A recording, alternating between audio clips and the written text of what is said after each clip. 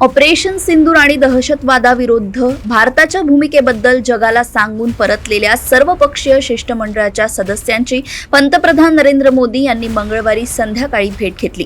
त्यांच्यासोबत जेवण केले. शिष्टमंडळातील सदस्यांनी पंतप्रधानांसोबत त्यांचे प्रवासाचे अनुभव शेअर केले. 7 शिष्टमंडळातील 59 सदस्यांनी 33 देशांना भेटी दिल्या. यामध्ये 51 नेते आणि 8 राजदूतांचा समावेश आहे. शिष्टमंडळाचे नेतृत्व 7 खासदारांनी केले.